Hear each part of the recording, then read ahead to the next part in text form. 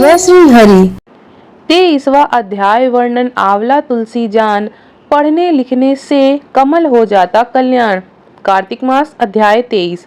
नारद जी बोले, हे राजन, यही कारण है कि कार्तिक मास के व्रत उद्यापन में तुलसी की जड़ में भगवान विष्णु की पूजा की जाती है। तुलसी भगवान विष्णु को अधिक प्रीति प्रदान करने वाली मानी गई है। राजन, जिसके घर में तुलसी वन है वह घर तीर्थ स्वरूप है, वहाँ यमराज के दूत नहीं आते।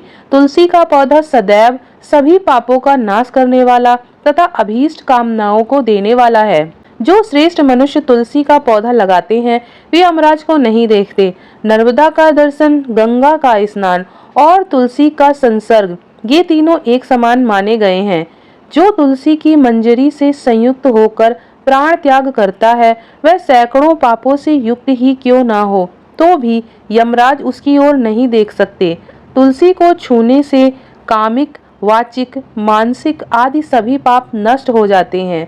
जो मनुष्य तुलसी दल से भगवान की पूजा करता है वह पुनः गर्भ में नहीं आता, अर्थात जन्म मरण के चक्कर से छूट जाता है। तुलसी दल में पुष्कर आदि समस्त तीर्थ, गंगा आदि नदियां और विष्णु प्रभृति सभी देवता निवास करते हैं। हे राजन, जो मनुष्य तुलसी के काष्ठ का चंदन लगाते हैं उन्हें सहज ही मुक्ति प्राप्त हो जाती है और उनके द्वारा किए गए पाप उनके शरीर को छू भी नहीं सकते। जहाँ तुलसी के पौधे की छाया होती है वहीं पितरों की प्राप्ति के लिए श्राद्ध करना चाहिए। जिसके मुख में, कान में और मस्तक पर तुलसी का पत्ता दिखाई देता है उसके ऊपर यमराज भी दृष्टि नहीं डाल सकते। फिर दूतों की तो बात ही क्या है। जो प्रतिदिन आदर पूर्वक तुलसी की महिमा सुनता है वह सब पापों से मुक्त हो ब्रह्मलोक को जाता है। इसी प्रकार आंवले का महान वृक्ष सभी पापों का नाश करने वाला है। आंवले का वृक्ष भगवान विष्णु को प्रिय है। इसके स्मरण मात्र से ही मनुष्य गोदान का फल प्राप्त करता है। जो मनुष्य कार्तिक में आंवले के वन में भगवान विष्णु की पूजा तथा आंवले की छाया में भोजन करता है उसके सभी पाप नष्ट हो जाते हैं। आंवले की छाया में मनुष्य जो भी पुण्य करता है वह कोटि गुना हो जाता है। जो मनुष्य आंवले की छाया के नीचे कार्तिक में ब्राह्मण दंपत्ति को एक बार भी भोजन देकर स्वयं भोजन करता है वह अन्न दोष से मुक्त हो जाता है। लक्ष्मी प्राप्ति की इच्छा रखने वाले मनुष्य को सदैव आंवले से स्नान करना चाहिए। नवमी, अमावस्या, सप्तमी, संक्रांति, रविवार, चंद्र ग्रहण और सूर्य ग्रहण के दिन आंवले से स्नान नहीं करना चाहिए।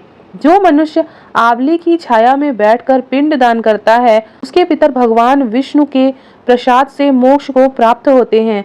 जो मनुष्य आंवले के फल और तुलसी दल को पानी में मिलाकर स्नान करता है उसे गंगा स्नान का फल मिलता है। जो मनुष्य आंवले के पत्ते और फलों से देवताओं का पूजन करता है उसे स्वर्ण मणि और मोतियों द्वारा पूजन का फल प्राप्त होता है। कार्तिक मास में जब सूर्य तुला राशि में होता है तब सभी तीर्थ, ऋषि, देवता और सभी यज्ञ आंवले के वृक्ष में वास करते हैं। जो मनुष्य द्वादशी तिथि को तुलसी दल और कार्तिक में आंवले की छाया में बैठकर भोजन करता है उसके 1 वर्ष तक अन्न संसर्ग से उत्पन्न हुए पापों का नाश होता है। जो मनुष्य कार्तिक में आंवले की जड़ में विष्णु जी का पूजन करता है उसे श्री विष्णु क्षेत्रों के पूजन का फल प्राप्त होता है।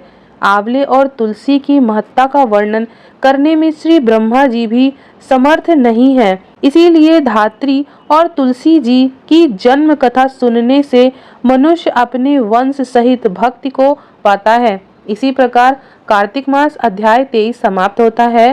बोलो विष्णु भगवान की जय। अगली कथा के लिए चैनल को सब्सक्राइब करना ना भूलें। वीडियो देखने के लिए धन्यवाद।